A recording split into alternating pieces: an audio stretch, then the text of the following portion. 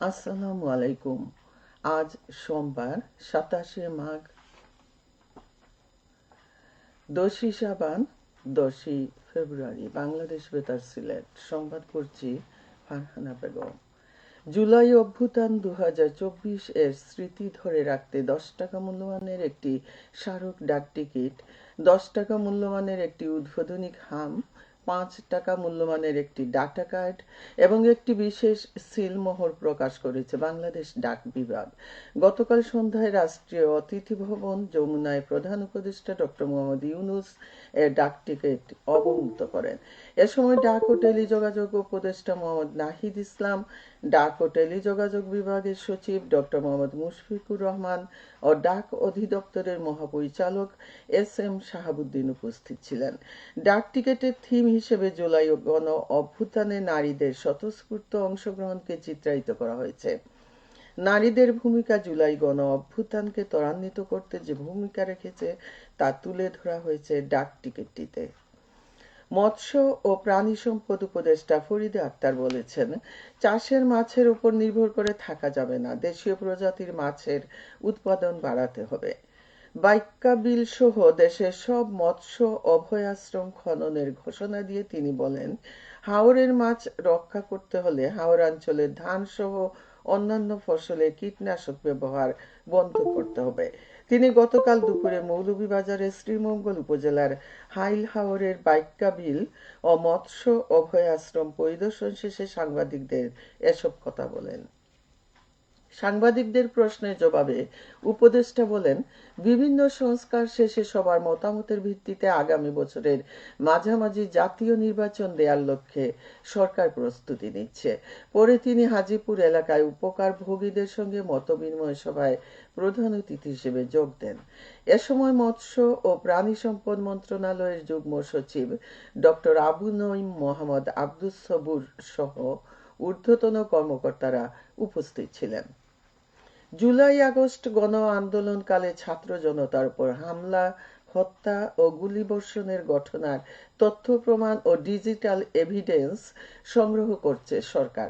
এই লক্ষ্যে গত 1 জুলাই থেকে 5 আগস্ট 2024 পর্যন্ত ব্যক্তিগত মোবাইল ফোন ক্যামেরায় ধারণকৃত স্থিরচিত্র ও ভিডিও ফুটেজ আন্দোলনের ছবি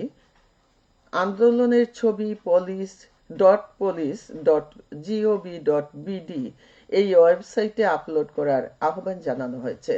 একটি মোবাইল নাম্বার দিয়ে প্রতি ঘন্টায় সর্বোচ্চ 1টি এবং প্রতিদিন সর্বোচ্চ 5টি করে স্থির চিত্র ও ভিডিও ফুটেজ আপলোড করা যাবে। প্রতিটি ফাইল আপলোডের পূর্বে আপলোডকারীর মোবাইল নাম্বারে একটি ওটিপি প্রেরণ করা হবে। আপলোডকৃত ফাইলসমূহ আপলোডকারীর মোবাইল নাম্বার দিয়ে লগ ইন করে দেখা যাবে।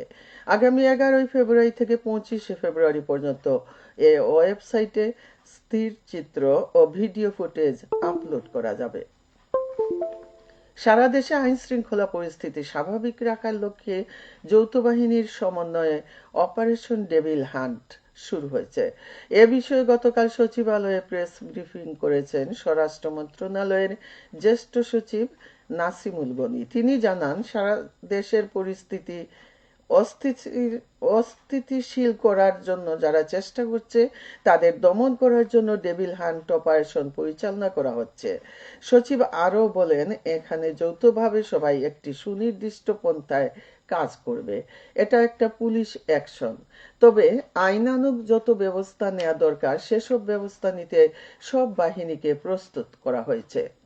তিনি আরও বলেন, আমরা পুলিশ, ম্যাজিস্ট্রেট, প্রসিকিউটর সবার সঙ্গে বসে ঠিক করব কিভাবে মানবাধিকার রক্ষা করে আইন প্রয়োগ করা যায়।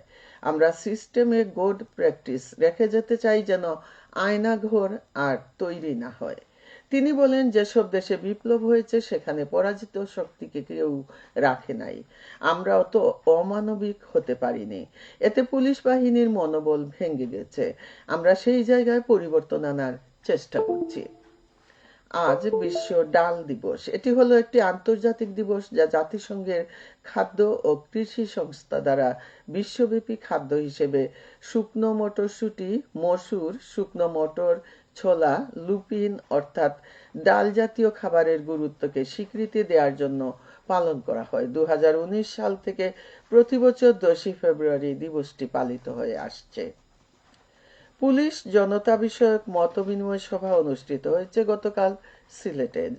7 আর্মড পুলিশ ব্যাটালিয়ন প্রাঙ্গণে আয়োজিত সভায় প্রধান অতিথি ছিলেন ডিআইজি এসপিবিএন মোহাম্মদ আলী হোসেন ফকির। সভায় বক্তারা বলেন, সুন্দর সমাজ ও দেশ গড়তে পুলিশ জনতার সুসম্পর্ক গড়ে তুলতে হবে।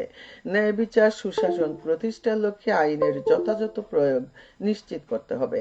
এতে অপরাধের সংখ্যা কমে যাওয়ার পাশাপাশি সুশৃঙ্খল সমাজ ব্যবস্থা গড়ে ওঠে।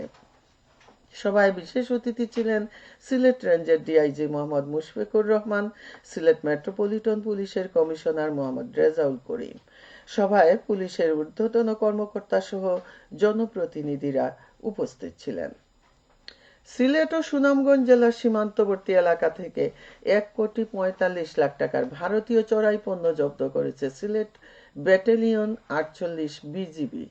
গতকাল 48 বিজিবির এক প্রেস রিলিজে জানানো হয়, গোপন সংবাদের ভিত্তিতে সিলেট ব্যাটালিয়ন 48 বিজিবির দায়িত্বাধীন সিলেট এবং সুনামগঞ্জ জেলার সীমান্তবর্তী এলাকায় তামাবিল, বিছনাকান্দি, সংগ্রাম, প্রতাপপুর, কালাসাদেক, সোনারহাট, কালাইরাগ, দমদমিয়া এবং বাংলা বাজার বিওপি কর্তৃক অভিযান পরিচালনা করা হয়। এ সময় পৃথক অভিযানে বিপুল পরিমাণ ভারতীয় 3 পিস, মেডিসিন, মহিষ, body spray, skin shine cream, চিনি, চকলেট, কমলা, ফুচকা, অলিভ অয়েল, বিড়ি এবং চোরাচালানি মালামাল পরিবহনে ব্যবহৃত ট্রাক আটক করা হয়।